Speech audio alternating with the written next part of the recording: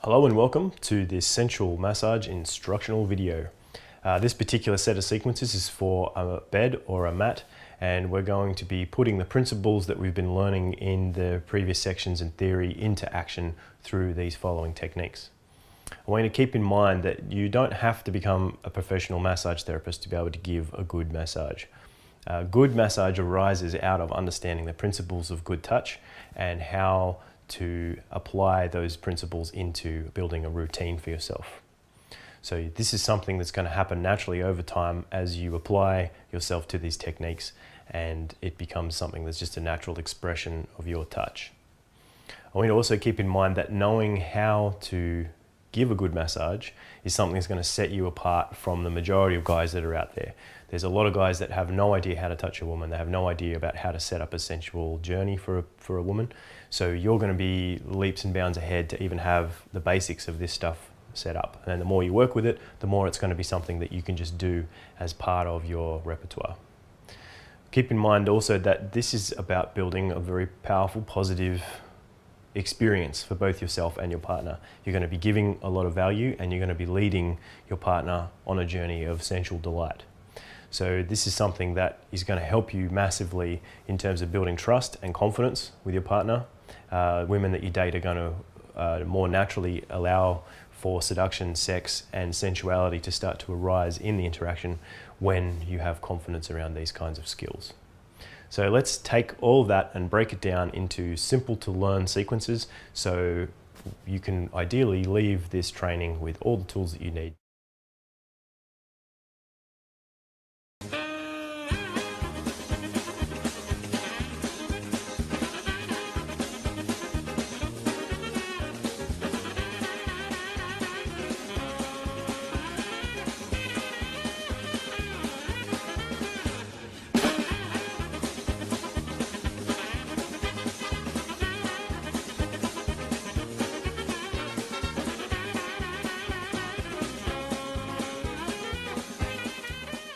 So here we are, we've got our room set up, it's clean, it's tidy, we've set up some lighting, we've set up some incense, we've got candles, I've got towels and blankets ready, the oils are ready, and the music's been set up in place. So this is basically the perfect scenario for doing a massage.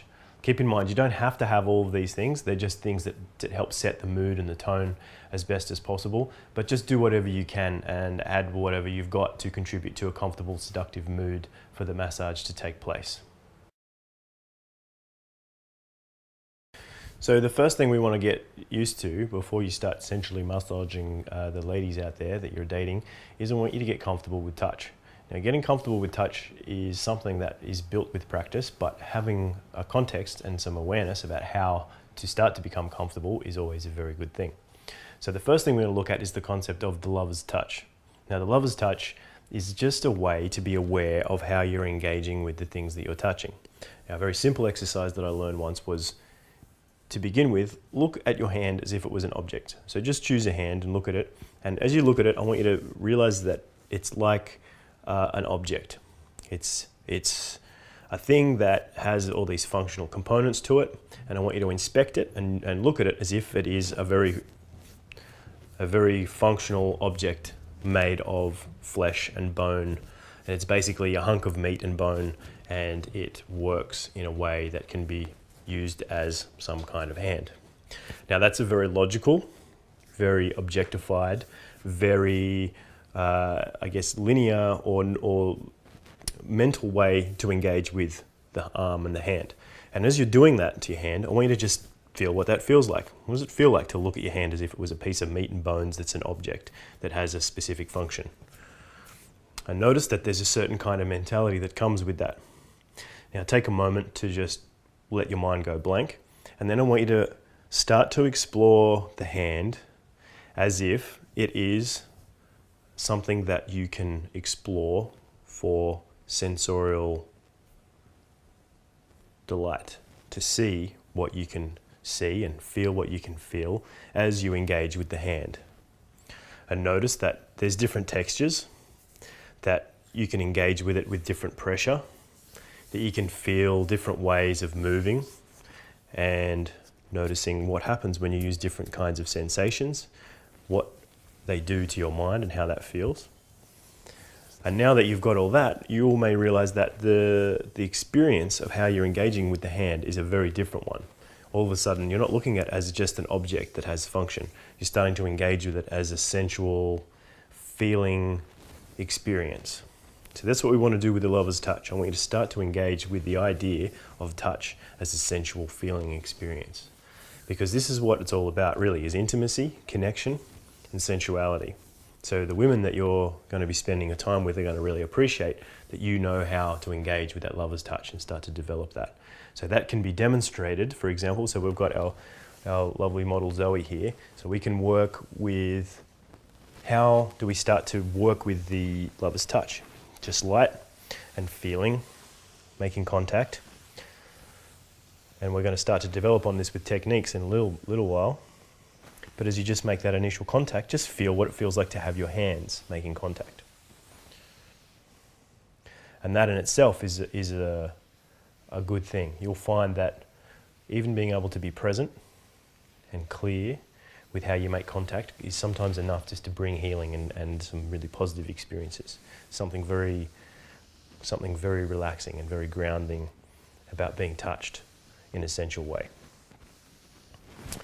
So once you've got your sensual touch in mind and you've started to work with that, we're going to introduce the elemental touches.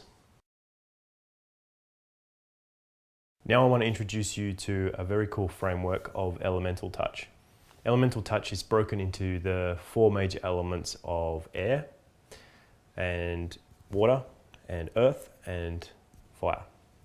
So we'll look at how we can express them through touch in these next sequences. Well, this is a simple framework, but it's a very useful one in terms of how you can play with touch and how you can introduce different styles of touch and variety into your massage.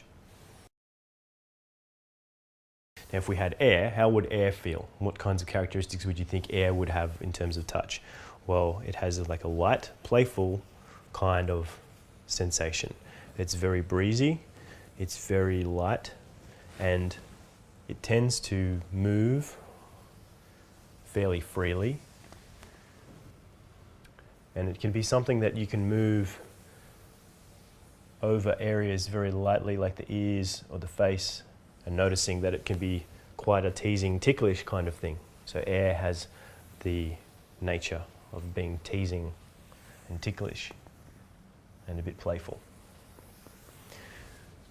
So that's air. Now, once we move into water, for example, what's the nature of water?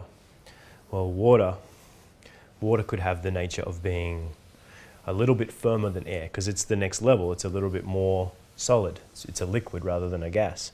So we think about water in terms of it's definitely more of a stronger feeling, but it's also quite flowing as well. It still has a little bit of that nature of flowingness to it. So think about it in terms of, you might express water touch in terms of circles or zigzags. It's still very free flowing. And it can be quite sensual. Water is one of the most sensual of the elements. So that's your water touch. Next we have the earth touch. So earth, what's the nature of earth? It's much heavier, it's a bit slower, it's more stable, it's very grounding, it's very present moment orientated. So you can think of like things like heavy, rock, sort of focused, and very present sort of qualities. So in expressions of touch, you may have using your body weight more firmly and focusing in on one point at a time, and then moving from one level to the next, pushing slowly and firmly. And earth touches can be great for doing the pressure forms of the massage. They can be good at points where you want to break up some of the more free-flowing things. So if you started with the air, for example, then you might want to stop and then just do a bit of pressure for a few moments and move into earth. So that's the idea of the earth, is the strong, firm, slow kinds of pressure.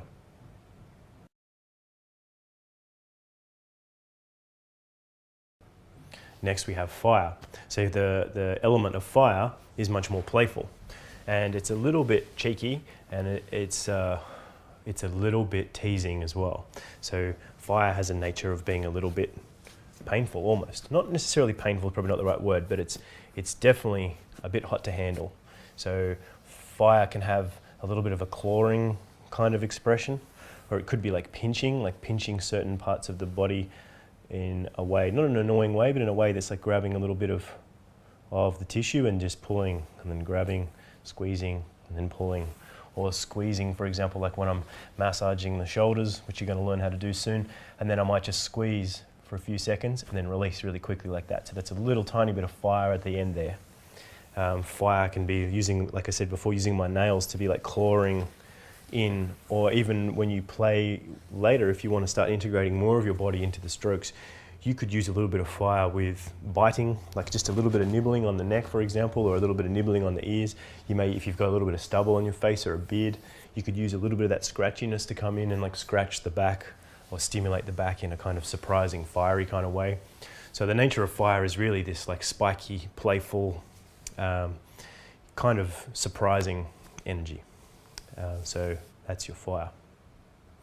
So from those four, now you've got a repertoire of great elemental touches that you can use throughout the rest of your massage. So that's a really good tool that I think you'll find very useful for when you're developing the rest of these techniques.